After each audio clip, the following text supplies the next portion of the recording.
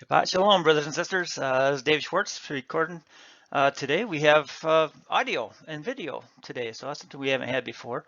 Well, we had the audio, but not the video. So looking forward to getting into the Torah portion, Bahar, Bechukatai, which is the last two portions of Leviticus, and looking forward to this study with you. So I called it the duty of dignity. So obviously we can't cover everything that is in these Torah portions, as they're so rich, but the direction that I felt led by the Father was in this direction, the duty of dignity. So hopefully it makes sense to you as we get started here.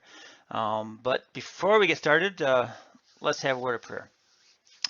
Our Father, you're so gracious and kind to us, and we thank you for your word. We thank you for what Moses had penned by your inspiration in Leviticus and the apostles and the Brit Hadashah. So we look forward to unpacking some things with you today, and we ask for your guidance.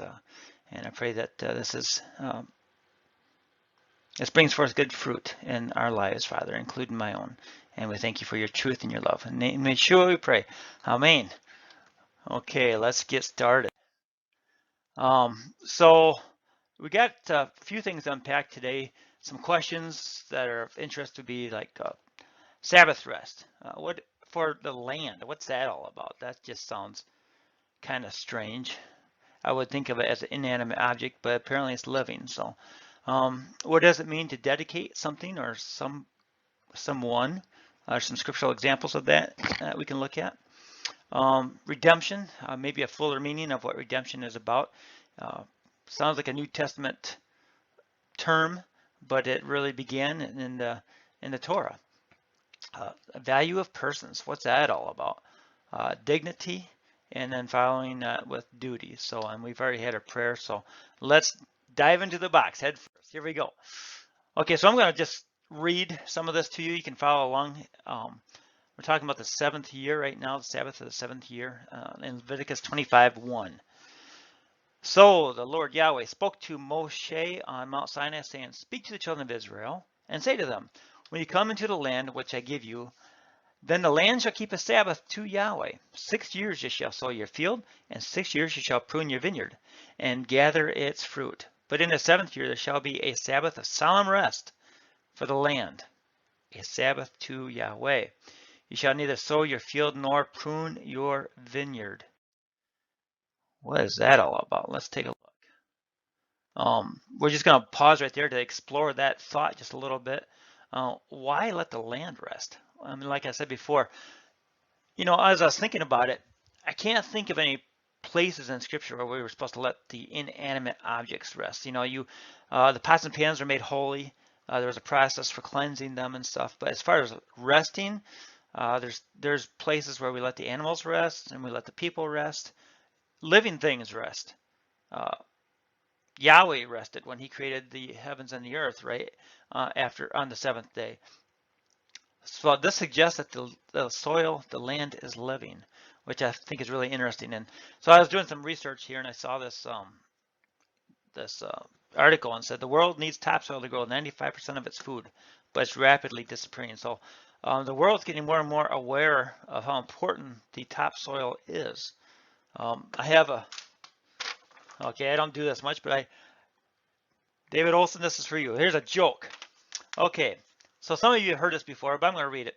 One day, a group of scientists got together and decided that man had come a long way and no longer needed Elohim, no longer needed God. So they picked one scientist to go and tell him what that they were done with him. The scientist walked up to God and said, "God, we've decided that we no longer need you. We're to the point that we can clone people and do many miraculous things, so why don't you just go on and get lost?"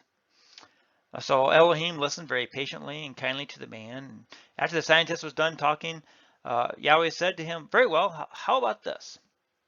Let's say we have a man-making contest." To which the scientist replied, "Okay, great." But Yahweh added, "Now we're going to do this just like I did back in the old days with Adam." The scientist said, "Well, sure, no problem," and bent down and grabbed himself a handful of dirt. And God looked at him and said, "No. You go get your own dirt." And the earth is alive, and we need to remember that. And it speaks about us. We are made out of something that was alive already. Come to think of it, if Adam was formed out of the soil. So interesting. So this is a picture of some land that's not doing so well. Then there's also, I'm not a farmer, okay, but I can read. And so I've been reading some things about cover crops. So this is a picture that I found online, and it's about after they harvest, they're finding out how important it is for the land to, the land's being drained of its resources. And they said we can build it back up. One of the ways they do that now is rather than letting the land rest every 7 years, like is probably the best solution, is after they take the harvest off, they plant a cover crop. And this is a picture of how deep those roots go, and there's benefits in that. So that's ryegrass right there, by the way. So the cover crops are not harvested. Actually, in the spring, they just let them die, or they actually kill them with pesticides, or I guess you don't kill things with, I don't think you kill plants with pesticides, but then you till it back into the soil. But it protects the soil and keeps it from blowing away. Living roots in the soil is good for a couple of things. One, it breaks up this compaction. It allows a place for the water to run down into the soil, and it also then decays, and that's good for the soil as well. Protects against erosion, both wind and water. Runoff, so the water stays on the soil instead of running off. So right now they're adding fertilizer. That's their way of imitating grazers. So back in the day, you would have had sheep and cows and cattle, various things going across the property, chewing that up and leaving behind fertilizer. So they actually call fertilizer, they call it green manure because it's imitating manure. So we should just, I suppose in a perfect world, we just put animals on there. There's a lot of research about that too. People have brought back land that was destitute. They brought it back by migratory animals going across it like it was in the old days without the fences, just migrating across, eating and dropping, and me stepping in it. Nitrogen, so that's something that's lacking, that's taken out from the crops and is put back in with these cover crops. And then the deep roots is a couple of things. It draws from the bank of the nutrients that are down there. So they know that the top nutrients are depleted or getting depleted. So they plant the ryegrass and various things. They have deep roots that go way down in, and then they draw out moisture and nutrients from down deep. So they're kind of drawn from the bank down there. And they say it's only $15 to $20 an acre to plant that stuff. I don't know. That's what I hear. So back in the day, so this is a picture of, there's a lot of pictures online about the Dust Bowl of the 30s. So it was right during the Depression as well. It's when they went in and they plowed up all that pasture land that was out in the Midwest. They kicked the buffaloes off of it, and the buffalo grass that was there, which had roots that went 6 feet deep. They plowed that all up, which I'm sure wasn't easy, but they did, and they took out the fence. Well, there probably wasn't many fence rows, but if there were, they took those out. And then they plowed and they plowed and they plowed and they plowed. And we had a drought. And when we had the drought, we had these dust bowls, or these dust storms. They actually called them black blizzards. And they would come in and blow, and that topsoil blew away, blew into the rivers. It blew away. And a lot of it got deposited then into the oceans and just lost forever, because it's not going to evaporate back up and come back out like the water does. It's just gone. So they're learning that if we do cover crops, that won't happen at all. And so they learned from that issue, but we lost quite a bit in the process. So letting the land rest and letting it go fallow and letting things grow on its own is another way to do that. So this is going to be something from a farmer that has been practicing crop rotation and practicing cover crops, and this is what he has to say, and this is why he does it. I think it's very interesting. We want to return this farmland to the next generation in better shape than what we found it. I've got 2 kids. They might want to be the 6th generation on our farm. This is really what is going to be the source of their livelihood, is a strong farm that's built on thriving soils. Okay, so he was talking about basically he wants to leave that farm in better shape when he's done with it than he found it. And I think that's really interesting. We're going to talk about that more later. So let's continue on in Leviticus 25, starting with verse 5. So what grows of its own accord of your harvest you shall not reap, nor gather the grapes of your untended vine, for it is a year of rest for the land. And the Sabbath produce of the land shall be food for you. For you, your male and female servants, your hired man, and the strangers who dwells with you. For your livestock and the beasts that are in your land, all its produce shall be for food. So it's kind of, you have to unpack this a little bit because it sounds contradictory. It says not to harvest, let it rest, but then it says you can eat from it. So the difference here is being harvesting is to put away for the future, is to take more than you need for today and put it away for the future, which is what we normally do. But what they're talking about is you can just go in and get a basket full of food and eat it. The animals can as well, and we're just not going to harvest that food, which is interesting because it's not in the harvest itself. It's not so much of a relief for the vines and but the pruning, the lack of pruning, definitely is on the orchards and on the vines. So I'm still learning this myself. It's interesting. And then let's move on. Now we're going to talk about the year of Jubilee. It's a counting of those Sabbaths.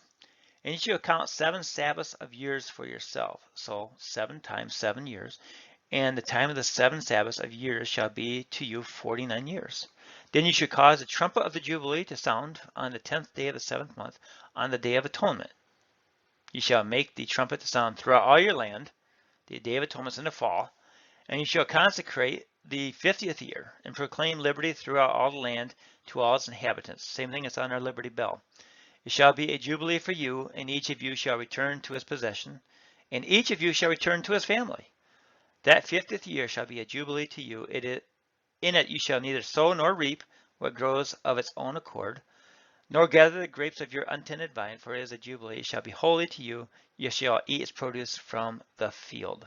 So again, not harvesting and putting up for years. In this year of Jubilee, each of you shall return to his possession. And if you sell anything to your neighbor or buy from your neighbor's hand, you shall not oppress one another. According to the number of years after the Jubilee, you shall buy from your neighbor. So this is the process. This is how we're going to do this. And according to the number of years of crops, you shall sell to you. He shall sell to you. According to the multitude of years, you shall increase its price. And according to the fewer number of years, you shall diminish its price. For he sells to you according to the number of the years of the crops. Therefore you shall not oppress one another, but you shall fear your Elohim. For I am Yahweh, your Elohim. Okay, so this is about returning, and it's about the price of the land, and it's about the procedure. So I find it very interesting, and we're going to break this out here a little bit. So we're going to say that this is a 50-year cycle. This is a jubilee, a full jubilee. The green here represents my brother David Green, which is a good color for him. He's had this land for 40 years, okay, and he decides he wants to sell it, and he wants to go out to Montana or Colorado. He wants to do something like that. So so he sells it to me, Dave Schwartz, for 10 years. He says, okay, I'm going to sell. And again, remember, he's selling crops. He's not selling the land. The land belongs to Yahweh. He's selling me 10 crops. So he's going to diminish that price because I'm only going to have it for 10 years. Whereas if it was half and half, we would have split the price. So let's just say it was $1,000 a year. I'm just pulling numbers out of a hat. Okay, that'd be $10,000. Okay, but in actuality, let's look at this. There's Sabbath years in there. There's years in which you can't harvest. You can't. And you can't reap a crop. So, and remember, Israel's livelihood was dependent on the crops. So the crops or the land was basically their job. That's where they're going to get their money. Unless you lived in a city and there's provisions for if you live in a city and you might be a blacksmith or something like that. Everybody else, for the most part, they have land that they're dealing with. This is why the Levites needed to be supported because they weren't given land as an inheritance. That's your livelihood. That's where you get your money. That was your job. So in this case, we have, let's count them off here. In the bright yellow, we have, well, let's start with a 6. So I'm gonna go all the way, I'm gonna get some red marker here. So I'll go to the back. See if I can do this. So let's go to this one. Starting here, do I have to do it over here? Well, that's just maybe not gonna work. Oh, red. Try it one more time. There we go. So starting with a 6 right here, okay? I'm gonna erase this because I just screwed it up. So starting here, we have David Green had it for 6 years, and then he had a Sabbath day, a Sabbath rest, that he let his land rest. And then he had it for another 6 years, and then another rest. And it goes around until I pick it up right here. So David had it for, and let's see here, I hid it behind there, I'm sorry. Let's hit it behind there. 35 crops. Dave had it for 35 crops, even though he had it for 40 years. And then me, I pick it up for 10 years here, and I have 1, 2 Sabbath years, and then there's a 50th year. So I really only get 7 crops. So he better not take advantage of me and charge me $7,000 or $10,000. The running price is $7,000, Dave, just so you know. But that's how that would work, and that's what that would look like. And it's kind of interesting. Note that there's 2. I have to do over here. There's 2. Excuse me. Well, I'll forget that. There was 2 back-to-back Sabbaths, and that's interesting to me because there's a transition time where they're supposed to move. So if they're going to move, then it's like, well, who planted what and who's going to get to eat what? And so the whole thing's been resolved. They're going to give you time to move. You're going to put your energy into moving possibly, and you're just going to eat on the way, okay? And you don't have to worry about harvesting. So it's really a lot of grace there provided by Yahweh and forethought. So reading on in Leviticus 25. So you shall observe my statutes and keep my judgments. So this is, Yahweh just laid it out. This is how we're going to do it to you farmers. This is how you're going to do it. And he's telling us it's the smartest way. Just trust me on this and perform them, and you will dwell in the land in safety. That's really interesting that safety is related to this. Then the land will yield its fruit, and you will eat your fill and dwell there in safety. So let's not forget that Israel didn't keep the 50th year jubilees. I don't know if they kept any or not, but there was enough that they didn't keep that Yahweh kicked them out of the land. That's why they went to Babylon. That's what the scripture says. And he said, you're gonna go out to Babylon and go into exile, and the land is going to rest. And it rested Sabbath after Sabbath after Sabbath or year after year after year after year until all the years that they didn't let the land rest were restored. And they weren't allowed to come back until then. So Yahweh says, if you're going to dwell in the land in safety, then you got to do this. You have to do this. We practice this, by the way. We let the land rest ourselves here on our property. And we just checked, and it's going to be not this crop. The next year's crop we get to harvest too, but then the land rests after that, if I'm not mistaken. And we get a year off. And it's not just the land that rests. Melanie and David get the rest too. And we don't harvest. It's not a bad thing. Okay, moving on. And if you say, what shall we eat in the 7th year, since we shall not sow nor gather in our produce? Then I will command my blessing. Okay, I want to stop right there. I think this might be a good thing to do. I think we should ask, what shall we eat in the 7th year, since we shall not sow nor gather in the produce? The Father likes to be asked to meet our need. This is like prayer. This is like petitioning the Father. Father, we're going to obey your statutes and your judgments. We're going to do that. Are you going to do your part? And he says, then I will command my blessing on you in the 6th year. And it will bring forth produce enough for 3 years. And you shall sow in the 8th year and eat old produce until the 9th year. Until its produce comes in, you shall eat of the old harvest. I almost called this day-old bread, just for giggles, because you're going to eat old bread or old food in the 8th and 9th years. So does that happen? Yeah, this is my grandchildren. I love these guys. So that's Derek and Wyatt here. And what we do on the property is I'm not that great of an orchard person myself, but about every other year or every 2 years, I will prune our orchard pretty hard. Is what I do. Instead of pruning it every year, I prune it every couple of years. And the year that I prune it, we don't get much for fruit or apples. But then the following year, we get a bumper crop, and they talk about it being like stored up energy that's in the tree because it didn't put it into the apples. And so when we do that, we go to a cider mill and we take the grandchildren, and they help me dump the apples into the bin outside the elevator. It runs it into the cider mill, and then they hang around for the whole process. It gets pressed and runs out on this little conveyor belt, which is a lot of fun. So they get to see the fruit of their efforts, even though they didn't pick up even one apple. But that'll come. All right. So, but this is biblical. I love this. Okay, but let's talk about that 6th, 7th, 8th, 9th years and what that would look like. Okay, so that, oh, and I totally, let me put that back up. I'm sorry.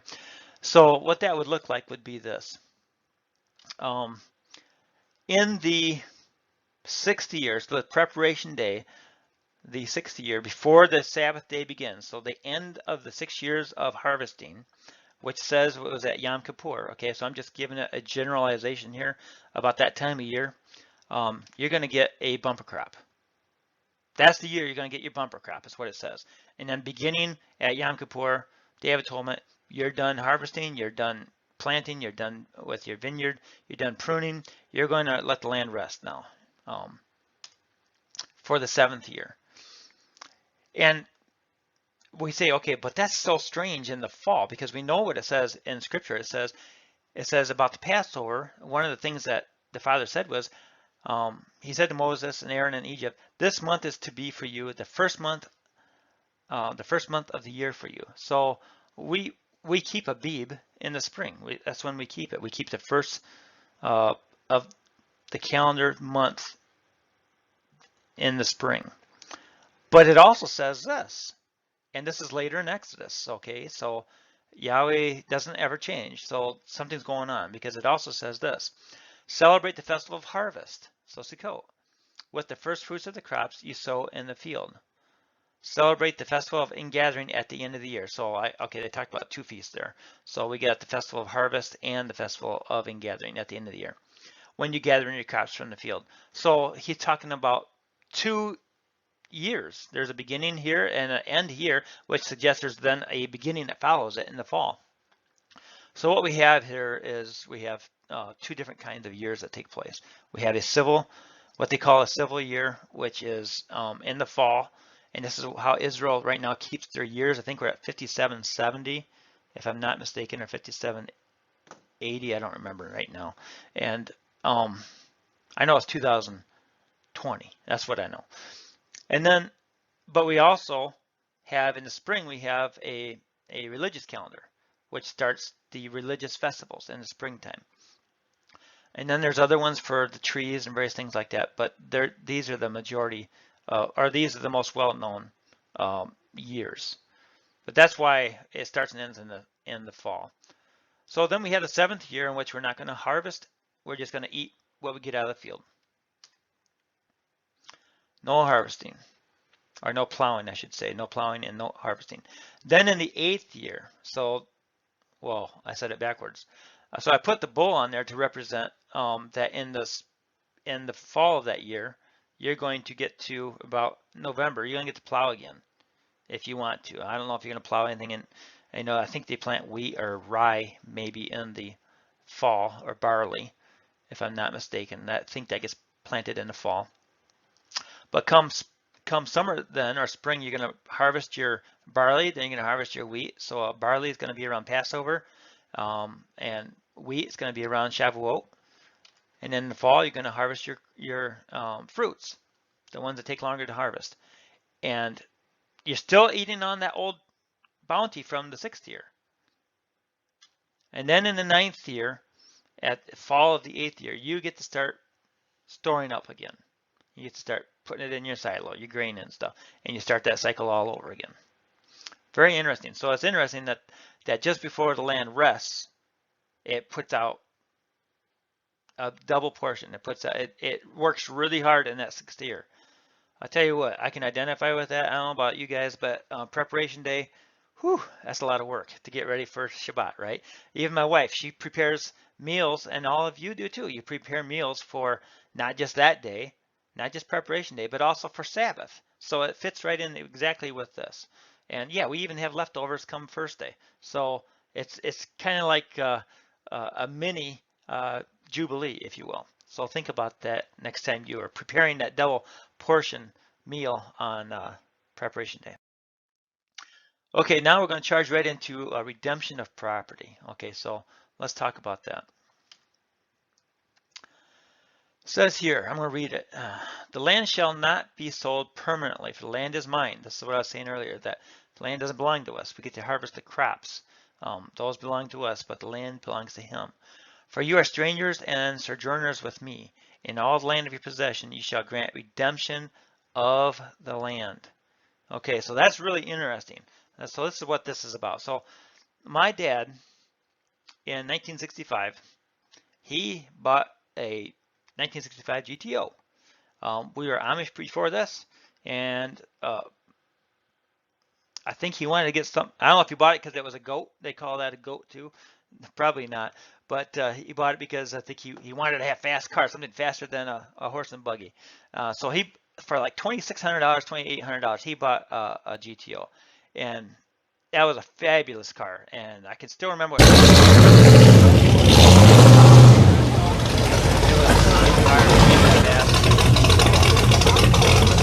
I looked it up. I had to know it could do 0 to 60 in 5.8 seconds. And I think that's interesting to me right now because I just finished installing a tuner on my Ford F-250, and I can do 0 to 60. Yeah, 60. Sorry, I broke the speed limit by 5.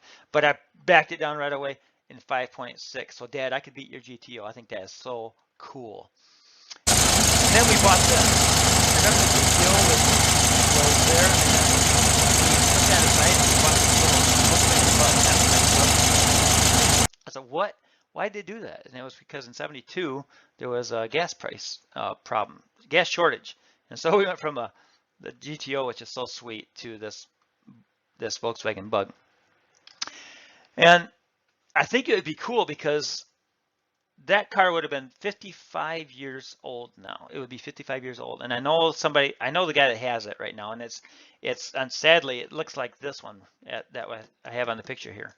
And I think it'd be so cool if after 50 years, Dad would have had that car returned to him. Just had it returned, no cost involved. And that's what that would look like. So it's a whole different society and we can't even buy this car anymore. He doesn't want to let it go. The current owner, he has a right to keep it. But back then you knew that something was going to go back in time. So that's how that would look today. Just, of course, it didn't apply to cars. But as far as land, you could say the same thing about a house, okay, if that would apply. So let's read on.